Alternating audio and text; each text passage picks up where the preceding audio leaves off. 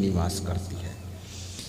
राग द्वेष वियुक्तैस्तु विषयान इंद्रियैश्चरन् आत्म वशैर् विधे आत्मा प्रसादम अधिगच्छति। श्रीमद् भगवत गीता में अर्जुन ने जब श्री कृष्ण भगवान से पूछा है कि हे भगवान, हमें शांति चाहिए, हमें प्रसन्नता चाहिए, तो इसके लिए उपाय बताइए। तो श्री कृष्ण कहते हैं, अर्जुन, जब मनुष्य का चित्त, मनुष्य का मन राग द्वेष से मुक्त हो जाता है, विषयान इंद्रियैश्चरन्, ये मनुष्य की इंद्रियां जो विषयों में विचरण करती हैं और इंद्रियों के माध्यम से जो संसर्ग होते हैं, उसमें यदि राग द्वेष नहीं होता है, उस व्यक्ति को आत्म प्रसन्नता प्राप्त होती है, आत्म खुशी प्राप्त होती है। ये राग द्वेष से छूटना बहुत कठिन है। अब राग द्वेष की पहचान क्या है?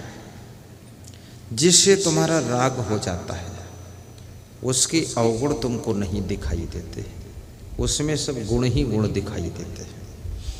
और जिससे द्वेष हो जाता है, जिससे नफरत हो जाती है, उसके गुण नहीं दिखाई देते, उसकी अच्छाई नहीं दिखाई देती है, उसमें सब तुमको बुराई ही बुराई दिखाई देती है। इसलिए संत कबीर कहते हैं कि राग द्वेष का चश्मा जिसकी आंखों के ऊपर चढ़ गया है, उसको यथार्थ दर्शन होना बंद हो जाता है। इसलिए राजनीतिक पार्टियों में आप देखिए, भारतीय जनता पार्टी कितना अच्छा काम करे, लेकिन कांग्रेस पार्टी उसकी निंदा ही करेगी। कांग्रेस पार्टी कोई अच्छा कदम उठाए तो भारतीय जनता पार्टी उसकी निंदा ही करेगी। क्यों? क्योंकि उनके अंदर राग द्वेष का चश्मा चढ़ चुका है, क्योंकि उनको पता है निंदा से फायदा है।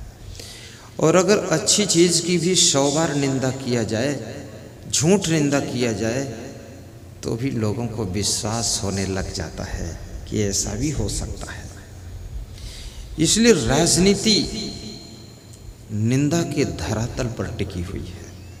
राजनीति में निंदा, बुराई, आलोचना, आरोप प्रत्यारोप, राग द्वेष बहुत भरा हुआ है।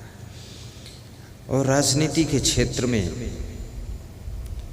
एक पार्टी दूसरी पार्टी के संबंध में कुतर्क करके उसकी कोई न कोई तरह से नोक झोंक निकाल कर उसमें कमी ही दिखाना चाहती है, कभी अच्छी बात बताते ही नहीं है।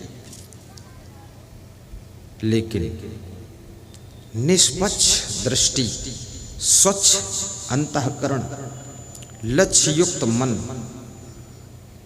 प्रसन्नता को प्राप्त करता है। तो श्री कृष्ण कहते हैं, जहां पर तुम्हारा द्वेष हो जाता है, वहां तुमको अवगुण